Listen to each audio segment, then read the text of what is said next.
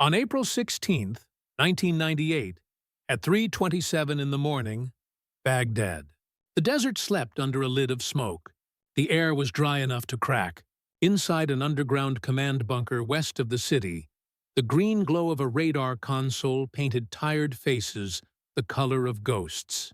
Corporal Hassan al-Najjar leaned forward, his fingers steady on the scope. Nothing. The sweep passed again. Empty. He tapped the screen as if to wake it. Static returns, he murmured. Probably tankers from Kuwait. Behind him, Colonel Abdul Latif al-Rashid chuckled from his chair.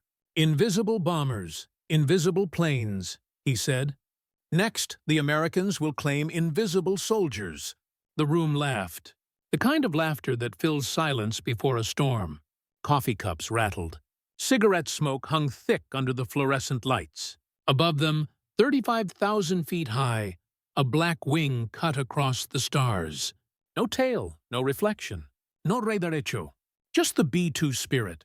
The plane Baghdad didn't believe existed. Its two pilots spoke in whispers, oxygen masks muffling the sound. They had been airborne for nearly 20 hours. They refueled 3 times over the Atlantic and now drifted across western Iraq like a thought no one could intercept. Inside the bunker, Hassan frowned. Sir, a flicker.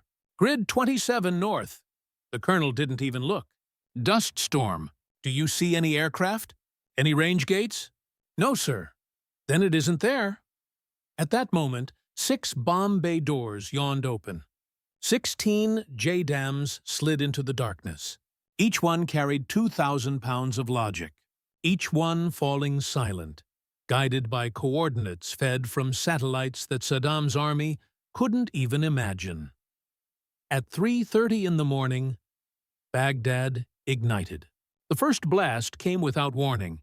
Then 15 more followed. Precision strikes walking across the western suburbs like footsteps of thunder. The shock wave rolled through the bunker, snapping ceiling tiles and killing the power. Darkness swallowed the laughter. Impact! Impact! Someone shouted. On the scopes, nothing. The screens showed clear skies while the city above them burned. Hassan stared at the void.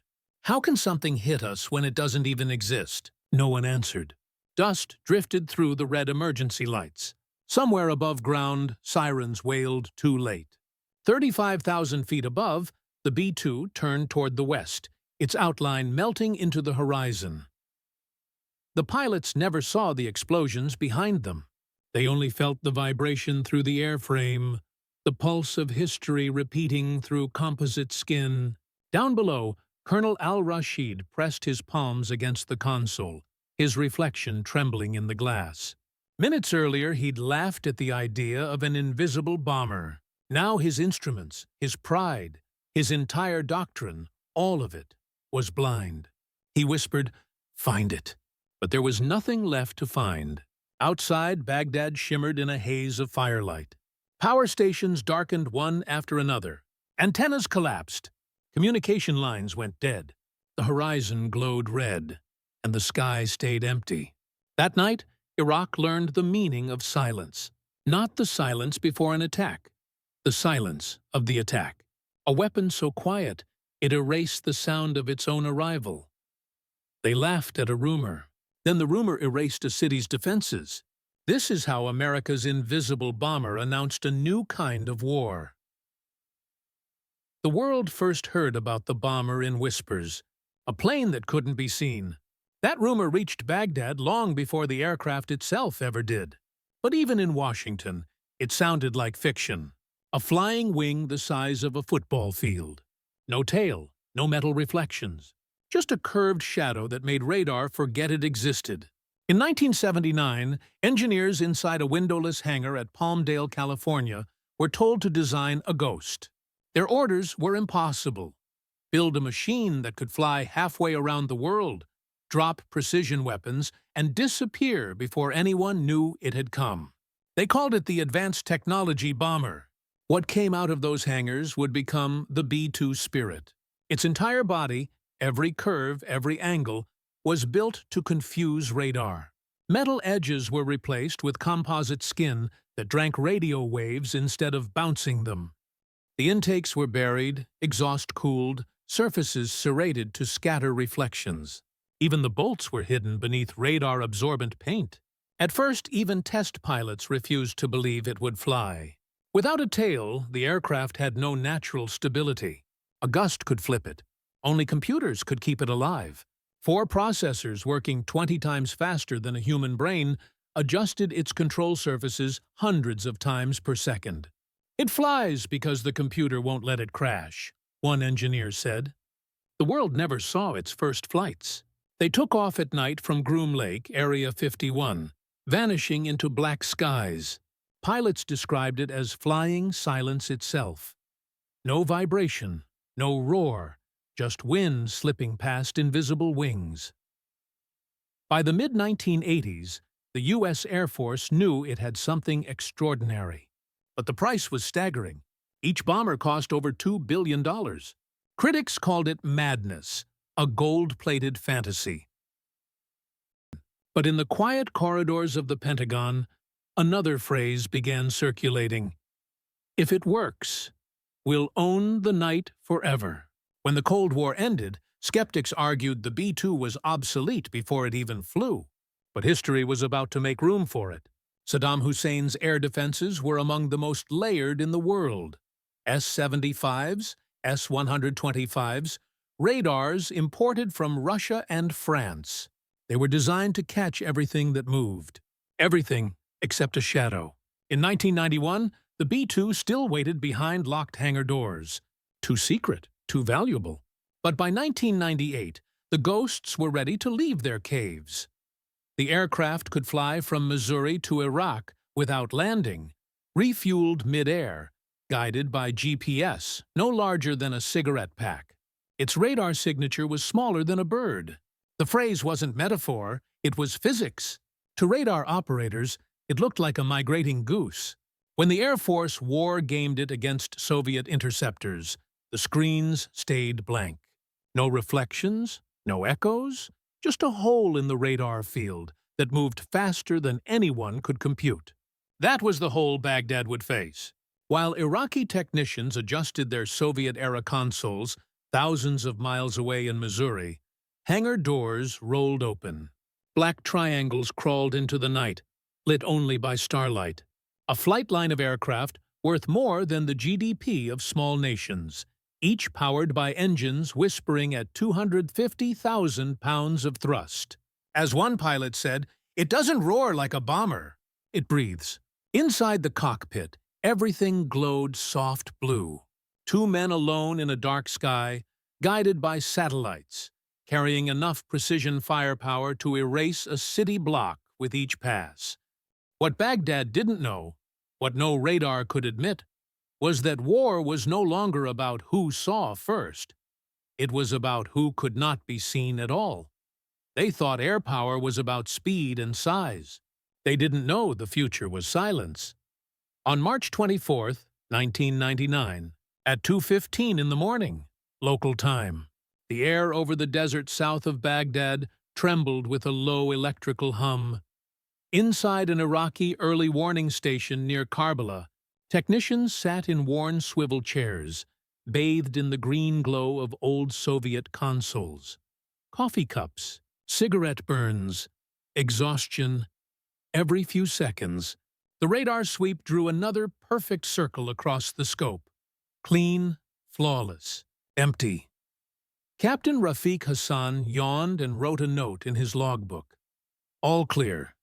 He didn't know that, 300 miles to the west, something was already watching him.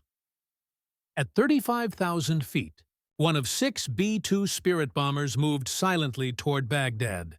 Its call sign for the night was Death 11.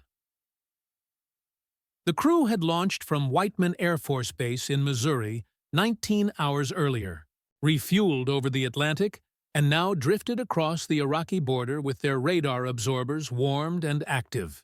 Inside the cockpit, the commander's voice was calm. Navigation green, arming sequence live. Below them, the desert looked like a sleeping ocean. endless ripples of sand glowing faintly under the moon. In that silence, the bomber's presence felt supernatural. Even the pilots could feel it, as if they weren't flying through air, but through time. On Rafiq's radar screen, a small irregular pulse appeared near the western horizon. He leaned in. "Sir, I have something." Colonel al-Rashid, the same officer who'd mocked the Americans months earlier, walked over, cigarette between his teeth. He squinted at the screen. The return was faint, uncertain, gone as quickly as it came. "Birds," he said flatly. "Maybe weather." Then the lights flickered. At 2:23 in the morning, the sky over Baghdad changed color. 16 JDAM bombs fell through the upper atmosphere, invisible until the last 3 seconds. The bombs struck power stations, radar relays, communications bunkers. The explosions came in perfect rhythm, one every 4 seconds, like the ticking of a giant mechanical clock. The first wave erased the Western air defense grid. The second cut command lines to the presidential palace. The third vaporized the generator feeding the very radar that was supposed to see them. In the bunker, Rafiq's headphones filled with static. The radar beam died mid-rotation, freezing on the screen. "Sir, we've lost the feed." "Switch to backup." "Backup offline." And then, nothing. No alarms, no radio, no light except the red glow of emergency batteries. Above the chaos, Death 11 turned north. Through the targeting window, the pilot could see the city. A faint orange map of explosions stretching for miles. The GPS cursor blinked over the next target. A hardened intelligence center on the Tigris. Release 2. The aircraft barely trembled. 2 bombs fell, slicing through cloud cover. 3 seconds later, the city's skyline rippled. A flash so bright, it turned the river white. The pilots didn't cheer. They didn't speak. They just banked west, climbing to altitude. Mission clock, 24 hours, 47 minutes. Inside the Karbala bunker, the officers were shouting. What hit us? Cruise missiles? No launch detected. Then how? No answer. The air smelled of ozone and dust. Some men pressed their palms to their ears as if to block the silence itself. The laughter that once filled these walls had been replaced by disbelief. The colonel walked to the doorway, stared up the stairwell at the faint glow flickering from above ground. He whispered, "They've found a way to make thunder without clouds." The city was in total blackout. Hundreds of generators lay burning. Only the sky still moved. A faint silhouette vanishing westward, already halfway across the border. Its engines whispering against the edge of sound. By dawn, Baghdad's air defense grid, once one of the most sophisticated in the Middle East, was a graveyard of cold screens. That morning, intercepted radio chatter from surviving radar stations repeated the same line over and over. The sky was full of fire, but the radar saw nothing. For Iraq's generals, it was more than humiliation. It was revelation. The age of radar supremacy, the faith they'd built their defenses on, had died before sunrise. For 50 years, radar ruled the battlefield. That night it went blind, and, in its darkness, a new empire of air power was born. By sunrise, Iraq's air defense map was no longer a network. It was a wound. The eyes that once watched the skies were ash. Power grids gone. Communication lines severed. Antennas twisted into the dirt. For decades, the doctrine had been simple. See first, shoot first, survive. But the B-2 spirit had just proven that seeing first meant nothing if your eyes could be stolen. In the conference rooms of the air staff in Washington, generals studied the strike data in stunned silence. 87% of the radar sites hit within the first 3 minutes. 0 casualties on the American side. Satellites relayed infrared images of precision. Individual buildings vaporized, surrounding streets untouched. It wasn't just an air raid. It was mathematics turned into violence. Colonel William Grayson, one of the B-2 tacticians, later said, "We didn't jam their radar. We made it irrelevant." Until that night, every nation measured strength by visible power. Fleets, formations, volume of fire. The B-2 reversed the equation. Its power came from absence, from nothingness. At Whiteman Air Force Base, the returning bombers taxied in silence. Their wings gleamed under sodium lights, still warm from the long flight. Ground crews watched as the hatches opened and the pilots stepped out. Faces pale, eyes hollow from 25 hours without rest. They didn't speak much. They didn't have to. Every target they'd been assigned was gone. News agencies woke up to grainy footage from Baghdad. Explosions without source, defenses firing into empty air, commanders shouting at blank radar screens. Western analysts called it shock and awe. Inside the Pentagon, a different phrase circulated: the dawn of dominance. The doctrine of air warfare broke that morning. Before the B-2, bombers needed escorts, jammers, deception flights, entire packages of protection to reach their targets. After the B-2, one aircraft could do the work of 50. Radar engineers in Moscow and Beijing studied the telemetry. Their equations didn't balance. The Spirit's radar cross-section was measured not in square meters but in square inches. A stealth bomber the size of a building that appeared smaller than a bird. In labs across the world, scientists stared at those numbers like priests, confronted with a new scripture. The Americans had rewritten the physics of survival. And the message wasn't just for Iraq. It was for anyone watching. If a single B-2 could fly from Missouri, flatten a city's defenses, and vanish without a scratch, what could 12 of them do? What about 20? In Baghdad, Colonel al-Rashid was still alive, walking through the ruins of his control center. The air stank of burnt insulation. The radar consoles were melted skeletons. He touched the cracked glass of a dead screen, whispering the same word again and again. Impossible. He didn't know that, miles above him, another formation was already passing overhead. Unseen, unheard, heading home through dawn's blue haze. For every war, there comes a moment when the old rules die. For air combat, that moment came not with noise, but with silence. And from that silence, the world's most untouchable weapon was born. The Gulf strike had been a warning. The next would become a demonstration. March 24, 1999, Yugoslavia. Night over the Balkans was thick with moisture and radar noise. Air defense operators across Serbia waited, staring into the static. They had rehearsed for F-16s, F-15s, maybe cruise missiles hugging valleys. No one imagined what was already gliding above the Adriatic. 2 dark triangles launched from Missouri, 30 hours from home. Codename Spirit 001, altitude 35,000 feet. Course, Belgrade? Inside the Serbian command post at Batajnica, Lieutenant Milan Petrovic leaned over his screen. Low-band radar online. Coverage clear. His colonel nodded, chewing the end of a pen. Good. When the Americans come, we'll see them before they see us. The same sentence Saddam's officers once said. The same faith in radar. Glowing green like a god. But the gods had gone blind. Spirit 01 crossed the Danube. No contrail, no signal. The bomber's shape scattered radar waves like spray and wind. In its belly sat 16 2,000-pound J-dams aimed at Belgrade's power grid, command bunkers, and airfields. The pilots barely spoke.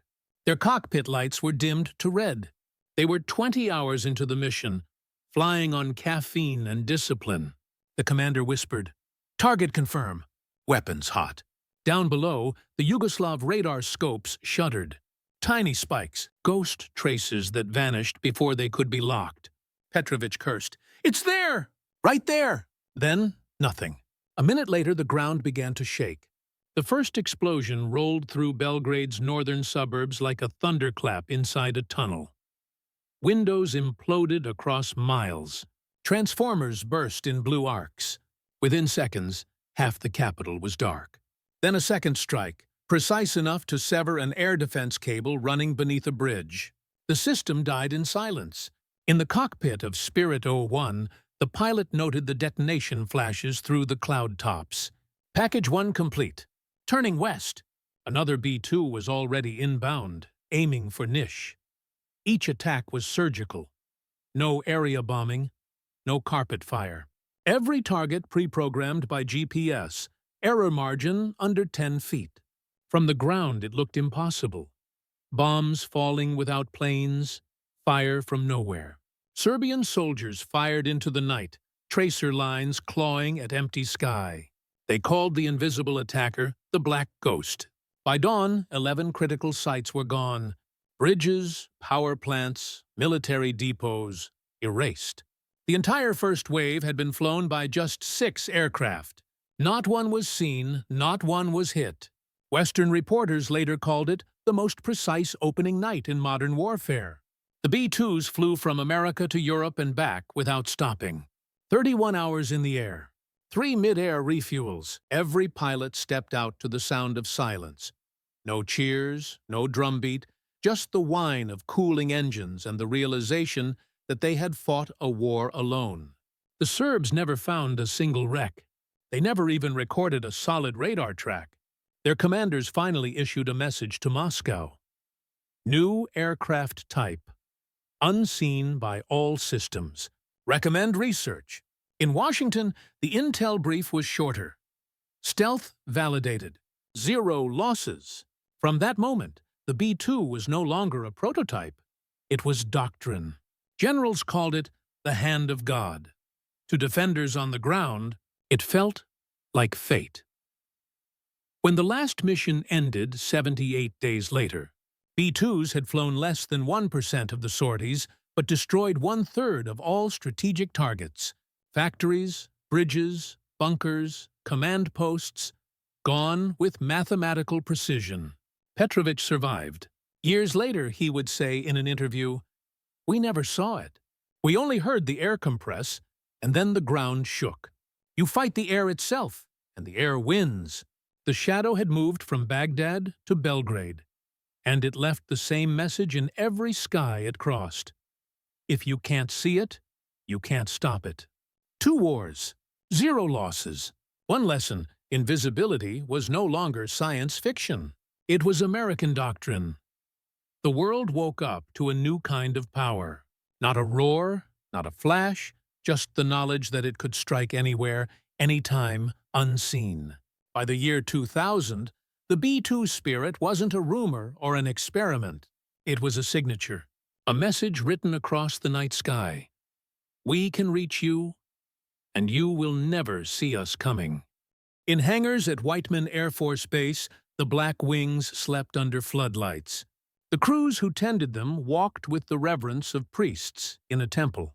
They polished the skin with radar-absorbent polymers, recalibrated sensors that could read a target's coordinates from half a continent away, and whispered about missions that would never be declassified. Every takeoff looked like a ritual. The engines didn't roar. They inhaled, a low, steady hum that made the ground vibrate but left the air strangely still. At altitude, the bomber's shape melted into the blue. Even the contrails seemed to hesitate, fading before they formed. The math was ruthless. Radar cross-section, smaller than a bird. Detection range, less than 5 miles. Operational reach, half the planet. A single aircraft could fly from Missouri to Baghdad, drop 16 precision weapons, and return without refueling if it needed to.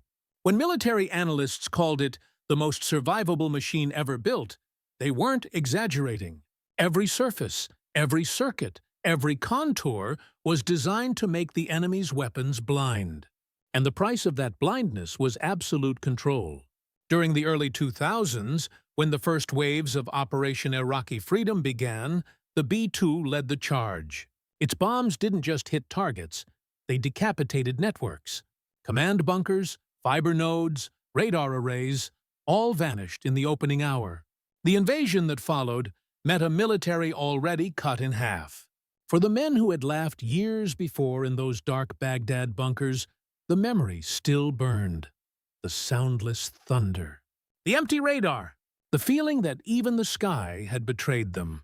One Iraqi general, captured months later, told his American interrogator, "We didn't lose the air war. We never fought it." The statement became a footnote in Air Force history, proof that the future of dominance wasn't brute force, but invisibility. By 2010, the B-2 had become a myth in motion. It appeared in documentaries, parades, video games, but the real missions remained locked away, hidden beneath black bars and classified briefings. Every now and then, a grainy photo surfaced, a shadow crossing a desert at dawn, or a reflection caught in a thundercloud. Each one fed the legend. Even America's enemies began to speak its name with a kind of reluctant respect. Chinese engineers dissected satellite images of its wing design. Russian scientists rebuilt radar algorithms trying to find it in the noise. None succeeded. The spirit was always one step ahead, refined, upgraded, still invisible. What began as an idea in a Nevada hangar had become the backbone of 21st-century air power. A single squadron capable of reshaping battlefields, toppling regimes, and rewriting doctrine without ever being seen. At the National Museum of the U.S. Air Force, one B-2 sits on display. Clean, silent, immaculate. Tourists stand beneath its wings, dwarfed by the black geometry. The placard says, B-2 Spirit, strategic stealth bomber. But the real story isn't on the plaque. It's in the quiet that fills the hall. The same silence that once haunted radar rooms from Baghdad to Belgrade. That silence is victory. When the B-2 first flew, they called it science fiction. When it struck, they called it impossible. But when the radars went dark, they called it something else. Dominance. The camera rises over the bomber's black wings, lights fading, dawn creeping across its surface. A heartbeat of engines, a flash of heat, then nothing. Just the sky, calm and unbroken.